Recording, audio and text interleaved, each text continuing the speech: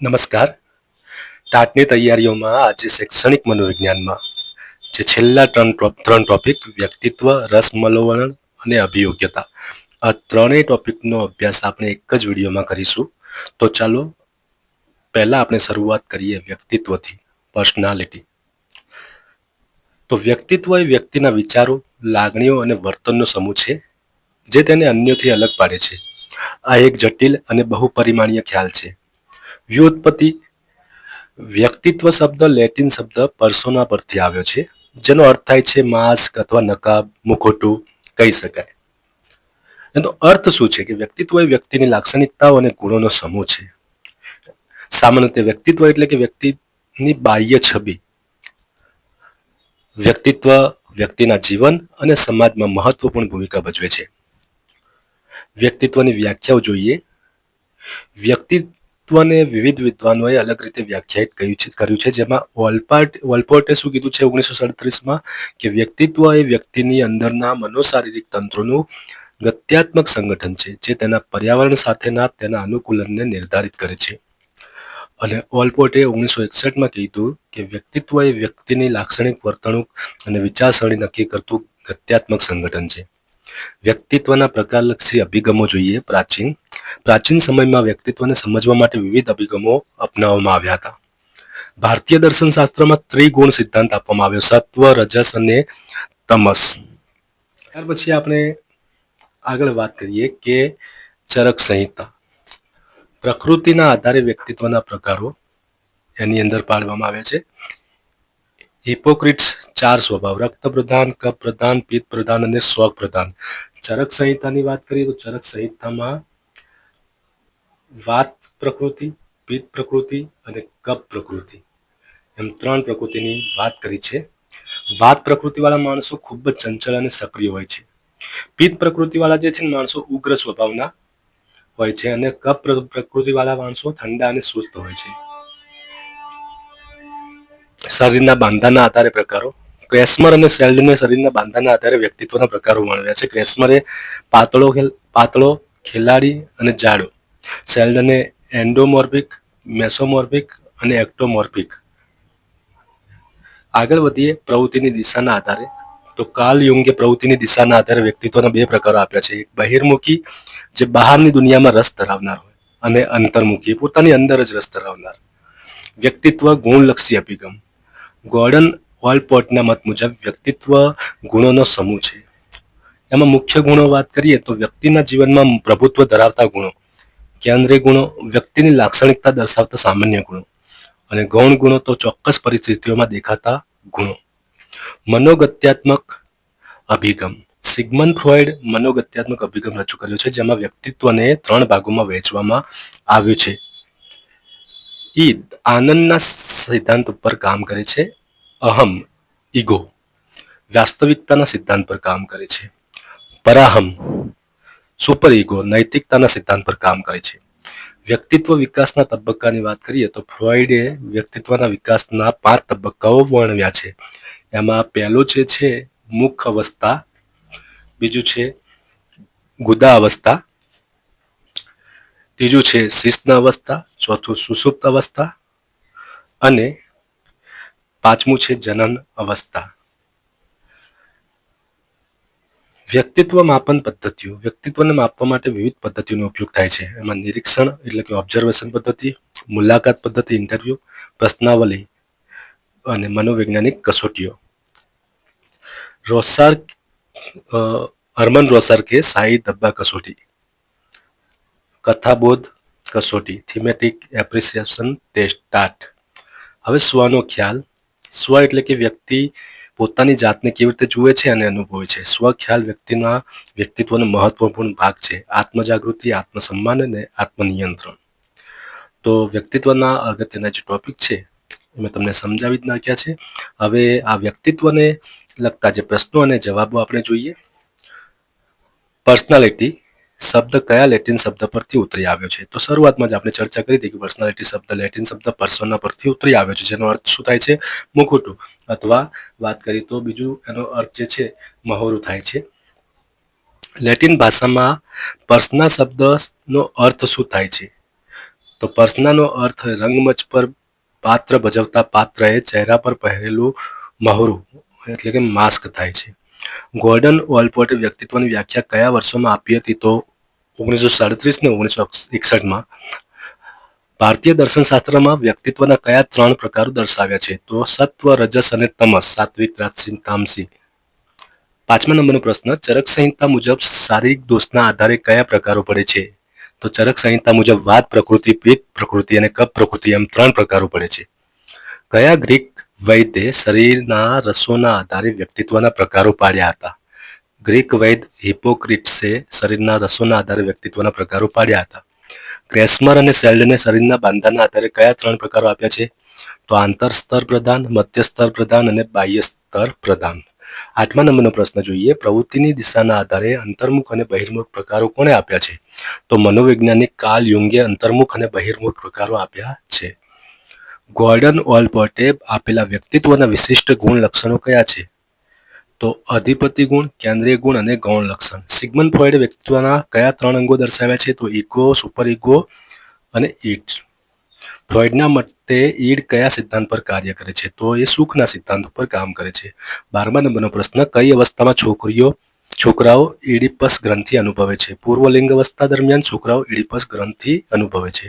13મા નંબરનો પ્રશ્ન, માનવતાવાદી અભિગમમાં કયા 2 મનોવૈજ્ઞાનિકોના સિદ્ધાંતો નોંધપાત્ર છે?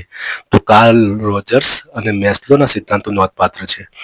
14મા નંબરનો પ્રશ્ન, વ્યક્તિત્વ માપન માટેની રોસાર્કની કસોટી કોણે અને ક્યારે વિકસાવી હતી? અગત્યનો પ્રશ્ન છે.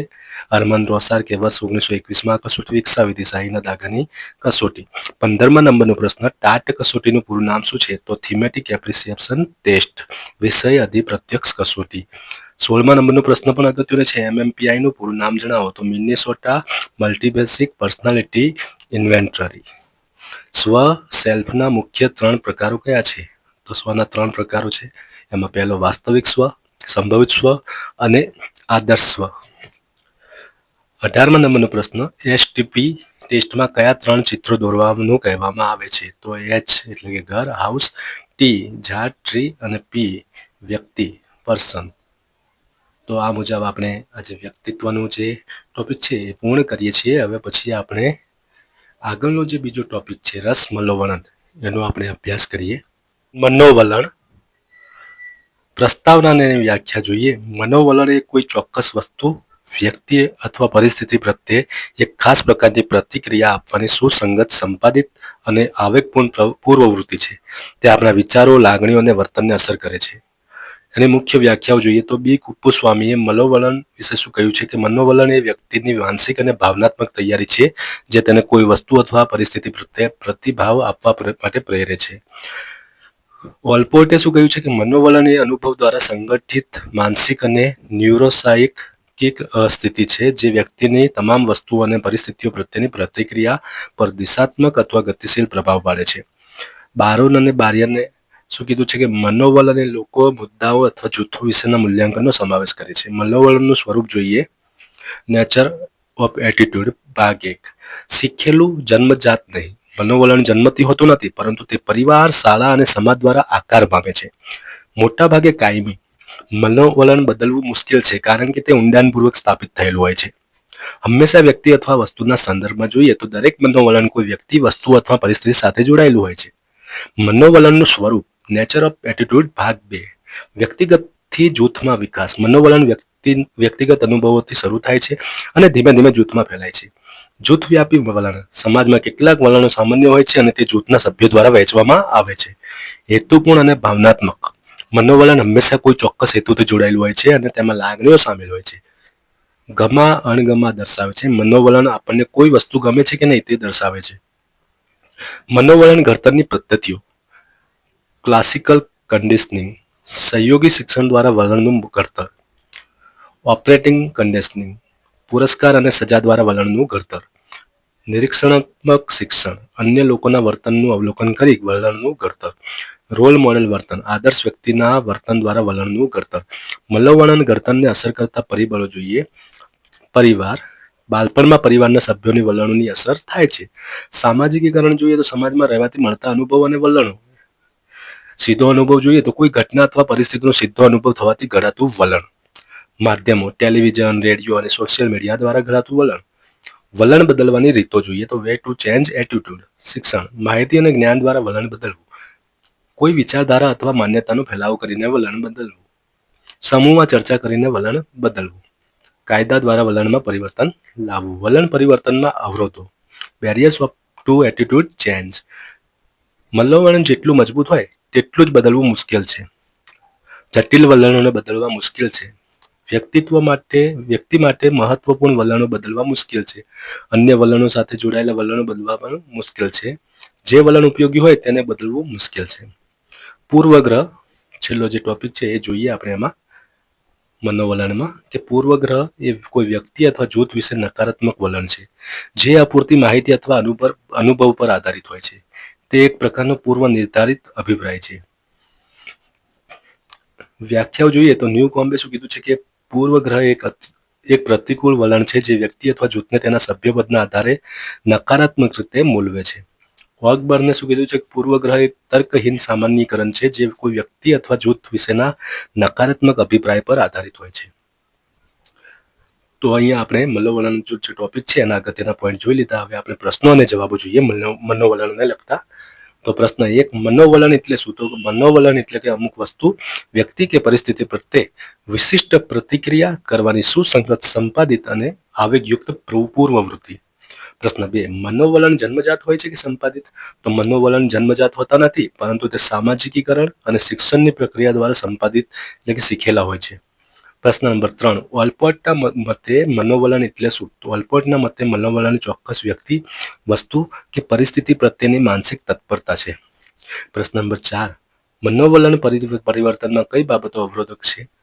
તો મનોવલણની પ્રબળતા, જટિલતા, અગત્યતા, આંતરસંબંધ અને મનોવલણની ઉપયોગિતા પરિવર્તનના અવરોધક બને છે. મનોવલણ ઘડતરમાં સૌથી વધુ અસર કોની થાય છે? મનોવલણ ઘડતરમાં સૌથી વધુ અસર કુટુંબ અને તેમાં પણ ખાસ કરીને માતાના વર્તનની થતી હોય છે. પૂર્વગ્રહ એટલે શું? પૂર્વગ્રહ એટલે કે ઉતાવળિયો અને પૂરતી તપાસ વગર સ્વીકારવામાં આવેલો અભિપ્રાય કે નિર્ણય. નકારાત્મક કે ખોટા ખ્યાલો હોય છે પૂર્વગ્રહમાં. પ્રશ્ન નંબર 7, શાસ્ત્રીય અભિસંધાન દ્વારા મનોવલણ કેવી રીતે ઘડાય છે? તો જ્યારે કોઈ તટસ્થ ઉદ્દીપકનું જોડાણ મૂળભૂત ઉદ્દીપક સાથે થાય છે ત્યારે તે જોડાણ દ્વારા વિધાયક કે નિષેધક મનોવલણ વિકસે છે. પ્રશ્ન નંબર 8, સંચાર માધ્યમો મનોવલણ પર કેવી રીતે અસર કરે છે? તો સંચાર માધ્યમો ટીવી, સોશિયલ મીડિયા માહિતીનું ઝડપી આદાન પ્રદાન કરીને લોકોના જૂના મનોવલણો બદલવામાં અને નવા વલણો કેળવવામાં મદદ કરે છે. પ્રશ્ન નંબર 9, મનોવલણ પરિવર્તનની કોઈ પણ 2 રીતો જણાવો. તો શિક્ષણ અને પ્રચાર. પ્રશ્ન નંબર 10, પૂર્વગ્રહ ઘટાડવા માટે શું અનિવાર્ય છે? તો માનવ જીવનમાં સુખ, શાંતિ અને સમૃદ્ધિ લાવવા માટે માનવ મનમાંથી પૂર્વગ્રહો નાબૂદ કરવા કે ઘટાડવા અનિવાર્ય છે. તો આ મુજબ આપણે મનોવલણનો જે ટોપિક છે પૂર્ણ કરીએ છીએ અને આગળ વધીએ આપણે હવે એક નવા ટોપિક માટે જેનું નામ છે અભિયોગ્યતા. અભિયોગ્યતાનો અર્થ શું થાય છે? કે અભિયોગ્યતા એટલે કે વ્યક્તિની કોઈ ચોક્કસ ક્ષેત્રમાં કુદરતી ક્ષમતા અથવા યોગ્યતા, તે ભવિષ્યમાં કોઈ વિશેષ કૌશલ્ય અથવા જ્ઞાન પ્રાપ્ત કરવાની સંભાવના દર્શાવે છે. અભિયોગ્યતા જન્મજાત અને પર્યાવરણીય પરિબળો દ્વારા પ્રભાવિત થાય છે. વ્યક્તિની સફળતા માટે યોગ્ય ક્ષેત્રમાં અભિયોગ્યતા હોવી ખૂબ જ જરૂરી છે. વોરન દ્વારા આપેલી વ્યાખ્યા. વોરનના જણાવ્યા અનુસાર અભિયોગ્યતા એ વ્યક્તિની તાલીમ પછી ચોક્કસ ક્ષેત્રમાં નિપુણતા મેળવવાની સંભાવના છે. આ વ્યાખ્યા અભિયોગ્યતાના મહત્વને પ્રકાશિત કરે છે, જે તાલીમ અને અનુભવ દ્વારા વિકસાવી શકાય છે. અભિયોગ્યતાની લાક્ષણિકતાઓ. ભાગ 1, જન્મજાત ક્ષમતા. કેટલીક અભિયોગ્યતાઓ જન્મથી જ વ્યક્તિમાં હોય છે. ભવિષ્યની આગાહી. તે વ્યક્તિની ભવિષ્યમાં સફળતાની સંભાવના દર્શાવે છે. ક્ષેત્ર આધારિત. દરેક ક્ષેત્ર માટે અલગ અલગ અભિયોગ્યતા જરૂરી છે. અભિયોગ્યતાની લાક્ષણિકતાઓ. ભાગ 2, તાલીમ અને વિકાસ. યોગ્ય તાલીમ દ્વારા અભિયોગ્યતાને વિકસાવી શકાય છે. એનું માપન પણ શક્ય છે વિવિધ પરીક્ષણો દ્વારા. દરેક વ્યક્તિમાં અભિયોગ્યતાનું જે સ્તર છે ને એ અલગ અલગ હોય, વ્યક્તિગત ભિન્નતા ઉપર આધાર રાખે છે. અભિયોગ્યતાના પરીક્ષણનો પ્રકાર જોઈએ તો સામાન્ય અભિયોગ્યતા પરીક્ષણો. આ પરીક્ષણો વ્યક્તિની સામાન્ય માનસિક ક્ષમતાઓનું મૂલ્યાંકન કરે છે. વિશિષ્ટ અભિયોગ્યતા પરીક્ષણો. આ પરીક્ષણો કોઈ ચોક્કસ ક્ષેત્રની અભિયોગ્યતાને માપે છે, જેમ કે સંગીત, કલા વગેરે. વ્યવસાયિક અભિયોગ્યતા પરીક્ષણો. આ પરીક્ષણો વિવિધ વ્યવસાયો માટે જરૂરી અભિયોગ્યતાનું મૂલ્યાંકન કરે છે. મુખ્ય અભિયોગ્યતા પરીક્ષણ બેટરીઓ. DAT વિભેદક અભિયોગ્યતા પરીક્ષણ. આ પરીક્ષણ બેટરીમાં વિવિધ ક્ષમતાઓનું મૂલ્યાંકન કરવામાં આવે છે, જેમ કે શાબ્દિક તર્ક, સંખ્યાત્મક ક્ષમતા, અવકાશી સંબંધો, યાંત્રિક તર્ક વગેરે. તે વિદ્યાર્થીઓને કારકિર્દી માર્ગદર્શન માટે ઉપયોગી છે. GATB સામાન્ય અભિયોગ્યતા પરીક્ષણ બેટરી. આ પરીક્ષણ બેટરીનો ઉપયોગ વ્યવસાયિક ક્ષેત્રે કર્મચારીઓની પસંદગી માટે થાય છે. તે બુદ્ધિ, શાબ્દિક અને સંખ્યાત્મક ક્ષમતાઓ, અવકાશી દ્રષ્ટિ વગેરે જેવા પરિબળોને માપે છે. ભારતમાં અભિયોગ્યતા પરીક્ષણનો વિકાસ.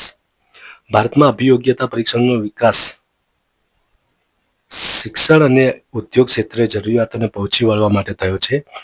NCERT અને અન્ય સંસ્થાઓએ ભારતીય સંદર્ભમાં અભિયોગ્યતા પરીક્ષણો વિકસાવવામાં મહત્વપૂર્ણ યોગદાન આપ્યું છે. આ પરીક્ષણો વિદ્યાર્થીઓને તેમની રુચિ અને ક્ષમતા અનુસાર યોગ્ય કારકિર્દી પસંદ કરવામાં મદદ કરે છે. ગુજરાતમાં અભિયોગ્યતાનું પરીક્ષણો. તો ગુજરાતમાં પણ વિવિધ શૈક્ષણિક સંસ્થાઓ અને કારકિર્દી માર્ગદર્શન કેન્દ્રો દ્વારા અભિયોગ્યતા પરીક્ષણો યોજવામાં આવે છે. આ પરીક્ષણો વિદ્યાર્થીઓને તેમની ક્ષમતાઓને જાણવામાં અને યોગ્ય અભ્યાસક્રમ પસંદ કરવામાં મદદરૂપ થાય છે. ગુજરાત સરકાર પણ આ પરીક્ષણોને પ્રોત્સાહન આપે છે, જેથી વિદ્યાર્થીઓ પોતાની કારકિર્દી યોગ્ય દિશા આપી શકે. અભિયોગ્યતા પરીક્ષણોની ઉપયોગિતા. યોગ્ય કારકિર્દી પસંદગી વિદ્યાર્થીઓને તેમની રુચિ અને ક્ષમતા અનુસાર યોગ્ય કારકિર્દી પસંદ કરવામાં મદદ કરે છે. વિદ્યાર્થીઓને યોગ્ય અભ્યાસક્રમ પસંદ કરવામાં મદદ કરે છે. કર્મચારી પસંદગીની વાત કરીએ તો કંપનીઓને યોગ્ય કર્મચારીઓની પસંદગીમાં પણ મદદ કરે છે. વ્યક્તિગત વિકાસ વ્યક્તિને પોતાની ક્ષમતાઓ અને નબળાઈઓ જાણવામાં મદદ કરે છે અભિયોગ્યતા. તો આશા રાખું છું તમને આ જે અભિયોગ્યતા ટોપિક છે એ સંપૂર્ણ રીતે ખ્યાલમાં આવી ગયો હશે. હવે એના લગતા કંઈક પ્રશ્નો અને જવાબો પણ જોઈ લઈએ. તો અભિયોગ્યતાનો શબ્દનો સામાન્ય અર્થ શું થાય છે? તો અભિયોગ્યતા એટલે કે વ્યક્તિમાં રહેલી કોઈ કાર્ય કરવાની ગર્ભિત કે સુસુપ્ત શક્તિ. પ્રશ્ન નંબર 2, અભિયોગ્યતા એ કેવા પ્રકારની શક્તિ છે? તો અભિયોગ્યતા એ જૈવિક રીતે વારસાગત પ્રાપ્ત થયેલી શક્તિ છે. પ્રશ્ન નંબર 3, મનોવૈજ્ઞાનિક વોરનના મતે અભિયોગ્યતા શું છે? તો વોરનના મતે અભિયોગ્યતા એવા ગુણોનો સમૂહ છે જેના દ્વારા વ્યક્તિ તાલીમ લઈને જ્ઞાન કે કૌશલ્ય પ્રાપ્ત કરી શકે છે. અભિયોગ્યતા કસોટીનો મુખ્ય ઉપયોગ ક્યાં થાય છે? તો અભિયોગ્યતા કસોટીનો ઉપયોગ શૈક્ષણિક અને વ્યવસાયિક માર્ગદર્શન તેમજ ભવિષ્યની સફળતાની આગાહી કરવા માટે થાય છે. DAT નું પૂરું નામ શું છે? તો DAT એટલે કે ડિફરન્શિયલ એપ્ટિટ્યુડ ટેસ્ટ, વિભેદક અભિયોગ્યતા કસોટી. પ્રશ્ન નંબર 6, DAT કસોટીનું નિર્માણ કોના દ્વારા કરવામાં આવ્યું હતું? તો બિનેટ, વેસમેન અને સિસોર દ્વારા DAT નું નિર્માણ કરવામાં આવ્યું હતું. 7મા નંબરનો પ્રશ્ન, GATB નું પૂરું નામ જણાવો. તો GATB એટલે કે જનરલ એપ્ટિટ્યુડ ટેસ્ટ બેટરી, સામાન્ય અભિયોગ્યતા કસોટી માળા. 8મા નંબરનો પ્રશ્ન, GATB કસોટીમાં કેટલા ઘટકોનું માપન કરવામાં આવે છે? તો GATB કસોટીમાં કુલ 12 પેટા કસોટીઓની મદદથી 9 વિભિન્ન ઘટકોનું માપન થાય છે. ભારતમાં 1962માં DAT ની રચના કોણે કરી હતી? તો NC રાવે જબલપુર, ભારતમાં DAT ની રચના કરી હતી. 10મા નંબરનો પ્રશ્ન, ગુજરાતમાં ભાષાકીય અભિયોગ્યતા કસોટી કોણે પ્રમાણિત કરી છે? તો ઉર્વશીબેન દેસાઈએ, ધોરણ 8 થી 11ના વિદ્યાર્થીઓ માટે. 11મા નંબરનો પ્રશ્ન, યાંત્રિક અભિયોગ્યતા કસોટી કોના દ્વારા તૈયાર કરવામાં આવી છે? તો ડોક્ટર જેસી પરીખ દ્વારા. 12મા નંબરનો પ્રશ્ન, ડોક્ટર કેજી દેસાઈએ કયા પ્રકારની અભિયોગ્યતા કસોટી આપી છે? તો ડોક્ટર કેજી દેસાઈએ કારકુની ઝડપ અને ચોકસાઈ અંગેની કસોટી આપી છે. 13મા નંબરનો પ્રશ્ન, વ્યવસાયિક અભિયોગ્યતા કસોટીના મુખ્ય 3 વિભાગો કયા છે? તો યાંત્રિક શક્તિ, મનોકારક કસોટીઓ અને તાર્કિક વિચારણાની કસોટીઓ. 14મા નંબરનો પ્રશ્ન, શું અભિયોગ્યતા અને કૌશલ્ય એક જ છે? તો કે ના, અભિયોગ્યતા એ શીખવાની ક્ષમતા છે, જ્યારે કૌશલ્ય એ શીખ્યા પછી મેળવેલી નિપુણતા છે. તો આજે આપણે 3 ટોપિકનો અભ્યાસ કર્યો શૈક્ષણિક મનોવિજ્ઞાનમાં, જે શૈક્ષણિક મનોવિજ્ઞાનના છેલ્લા ટોપિક હતા. વ્યક્તિત્વ, અભિયોગ્યતા તેમજ મનોવલણની સંપૂર્ણ સમજ જે છે તમને મળી જ ગઈ હશે.